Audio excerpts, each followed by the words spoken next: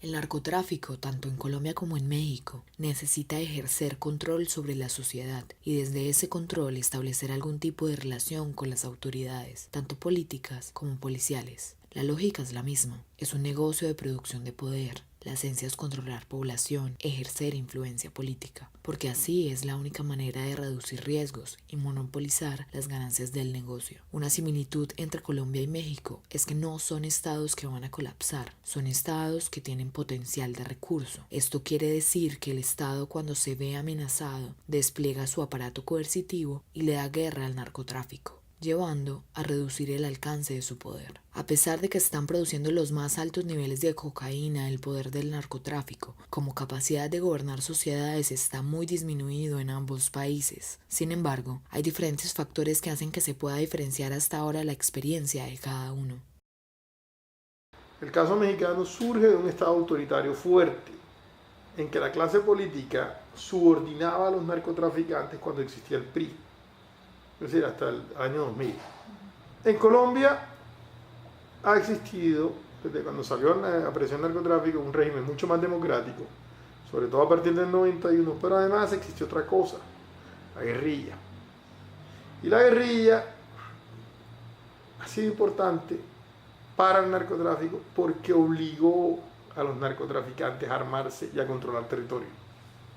Por ejemplo, los castaños, el mexicano, era gente que vivía en áreas rurales y donde tenían a la guerrilla al lado. Allí tuvieron que armarse, tener ejércitos privados y controlar territorio muy rápido para poder sobrevivir, porque si no los sometían. La guerra que creó el Chapo no es una guerra que plantea un desafío al Estado, como lo planteó Pablo Escobar.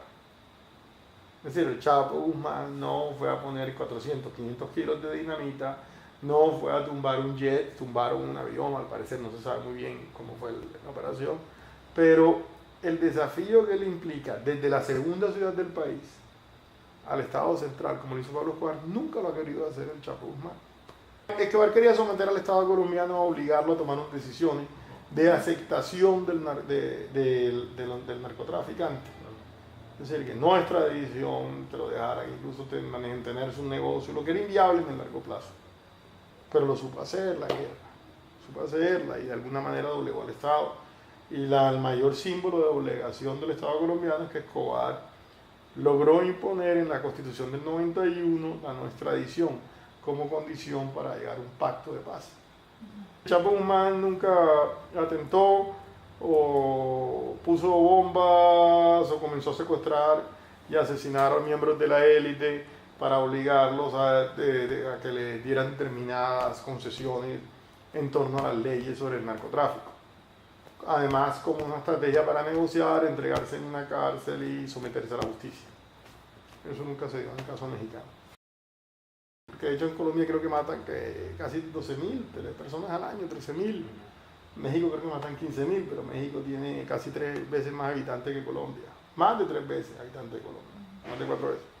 O sea, Colombia es mucho más violento que México hoy. Y Colombia tenía una tasa de violencia mucho mayor en una guerra más seria que la de México. Pero al día de hoy, es decir, la capacidad de control que tiene el Estado de la situación es muy grande.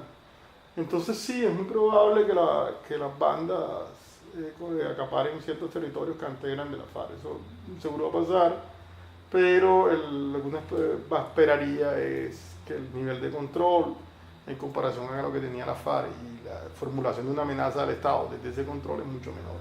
Porque las bandas ya no quieren ir a Bogotá y tomarse Bogotá. Mira el Estado colombiano en los años 70, o sea, un Estado con mucho menor capacidad que el de hoy. Menor pie de fuerza, menor capacidad de recolectar impuestos, menor capacidad de prestar servicios, de lejos. Y uno puede decir, sí, el Estado al parecer se debilitó, o sea, el Estado en los 70 parecía más fuerte que el Estado en los 90.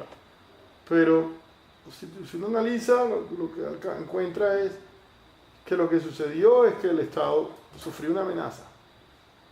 Y esa amenaza lo obligó a fortalecerse y a llevar sus instituciones y a cumplir sus obligaciones a lo largo del territorio.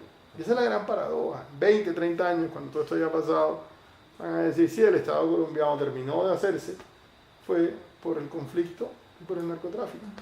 En México la trayectoria fue distinta porque venían de un proceso revolucionario se creó el PRI, un Estado autoritario, llega la democracia y la democracia fue una oportunidad para que los narcos pudieran empezar a quitarle el poder a un Estado que ya era mucho más fuerte. Y que la corrupción en un sistema autoritario pues daba lugar a un control sobre los delincuentes, pero ya la corrupción, que era igual o peor con la democracia, daba lugar a un Estado vulnerable a que los narcos impusieran sus propias instituciones. Pues yo pensaba que eso se iba a pacificar un poco, pero de la gente que hizo amigo en Sinaloa me escribieron que la situación está totalmente caótica, la violencia está disparada en Sinaloa después de la guerra del Chaco. En Colombia yo lo que veo es que hay un proceso paulatino en que el Estado ha logrado limitar el alcance del poder y del control que ejercen organizaciones armadas irregulares. Yo creo que esto reveló su verdadera cara y es el lado político de los criminales gobernando gente sin necesidad de un gran discurso ideológico, de grandes elaboraciones.